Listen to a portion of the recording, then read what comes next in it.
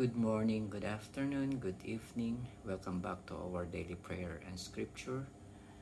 Ang mabuting balita ng ating Panginoon ayon kay San Juan, chapter 14, verses 21 up to 26. Ang tumatanggap sa mga utos ko at tumutupad nito ang siyang umiibig sa akin. Ang umiibig sa akin ay iibigin ng aking Ama. Iibigin ko rin siya at ako'y lubusang magpapakilala sa kanya. Tinanong siya ni Judas, hindi ang Iscariote, Panginoon, bakit po sa amin lamang kayo magpapakilala ng lubusan at hindi sa sanlibutan? Sumagot si Jesus, ang umiibig sa akin ay tutupad ng aking salita. Iibigin siya ng aking Ama at kami sa kanya at mananahan sa kanya. Ang hindi umiibig sa akin ay hindi tumutupad sa aking mga salita. Hindi akin ang salitang narinig ninyo, kundi sa Amang nagsugo sa akin. Sinabi ko sa inyo ang mga bagay na ito samantalang kasama pa ninyo ako. Ngunit ang patnubay, ang Espiritu Santo na susuguin ng Ama sa pangalan ko, ang siyang magtuturo sa inyo ng lahat ng bagay at magpapaalala ng lahat ng sinabi ko sa inyo. Ang mabuting balita ng ating Panginoon. Pinupuri ka namin, Panginoong Hesukristo. Ang masasabi ko lang po dito sa ating nabasa sa ating Gospel for today, itong verse 26 lang po.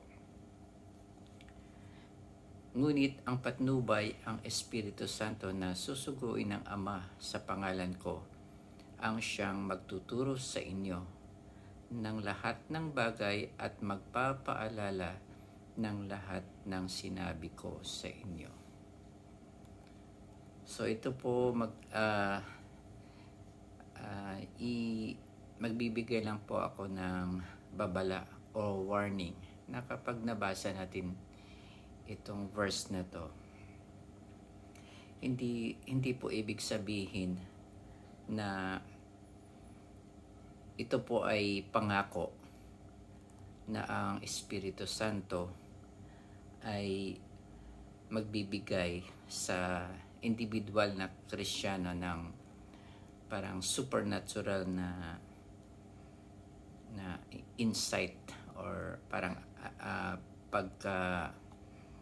kung paano niya naiintindihan ang full meaning ng gospel or yung scripture. So hindi po ito kapag nakakabasa na tayo ng scripture or gospel, hindi ibig sabihin na ang Espiritu ay magbibigay sa iyo ng yung full na pangunawa, magkakaroon ka ng supernatural insight sa gospel na nabasa mo. Makikita po natin yan kasi dito, itong sinabi ni Jesus na ito, sinabi niya sa 12 apostles. Sabi niya, sinasabi ko sa inyo ang mga bagay na ito samantalang kasama pa ninyo ako. So, yung mga sinabi niya habang kasama pa siya. Tapos, kapag dumating na yung Espiritu Santo, siya ang magtuturo sa kanila ng lahat ng bagay at magpapaalala ng lahat ng sinabi ni Jesus sa kanila. So, hindi po para sa individual na Kristiyano itong salita na to. Kasi kung yan ang iisipin natin ay maaring misled ba tayo ng ganyang kaisipan. Kung titingnan po natin sa 2 Peter chapter 1 verse 20. Ito po yung nasasabi dito.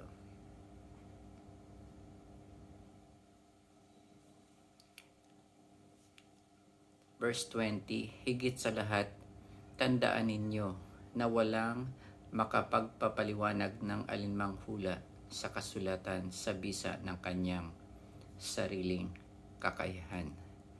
Sapagkat hindi nagbuhat sa kalooban ng tao ang hula ng mga propeta. Ito'y galing sa Diyos at ipinahayag ng mga taong kinasihan ng Espiritu Santo. So dito naman sa English, kung babasahin ko sa English version. First of all, you must understand this, that no prophecy of Scripture is a matter of one's interpretation, because no prophecy ever came by the impulse of man, but men moved by the Holy Spirit spoke from God. So, yun po, kapag binabasa po natin itong gospel or yung Biblia, hindi po automatically na sasabihin ng Espiritu Santo na ito yung meaning nito. Kaya nga nabanggit ko nung nakaraan na kapag nagbabasa tayo ng Bible, it is napakahalaga na para mas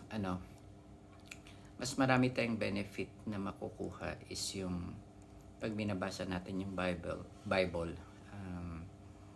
mag-meditate tayo, isipin natin habang paulit-ulit natin binabasa yung gospel for today, kung ano yung word na naka-struck sa'yo or nakatouch sa'yo, at kung ano yung mensahe ng Panginoon sa'yo para sa sarili mong buhay.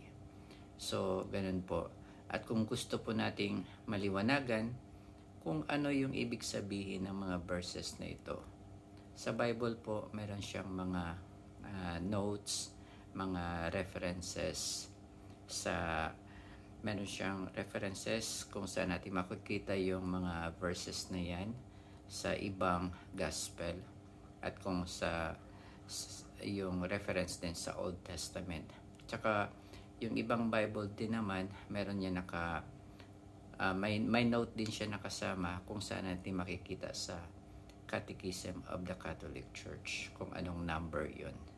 So maganda na doon natin tingnan kung ano yung tinuturo ng simbahan tungkol dito sa verse na to, kung anong ibig sabihin, ano yung meaning, tsaka kung ano yung interpretation ng church, para hindi po tayo magbigay ng sarili nating interpretation. Actually, wala ka ng bagong ma-discover na interpretation na hindi na interpret nung unang panahon pa man. Siguro kung may bago man, ito yung mensahe para sa iyo ng Panginoon, yung mensahe na para sa sarili mong buhay. Pero yung interpretation as a general, para sa pangkalahatan, sa lahat ng member ng church, doon tayo kumuha ng tamang teaching, interpretation sa church. So magsaliksik tayo sa internet, marami yan kung anong ibig sabihin ng verses na yan, tapos kung anong tinuturo ng Catechism of the Catholic Church.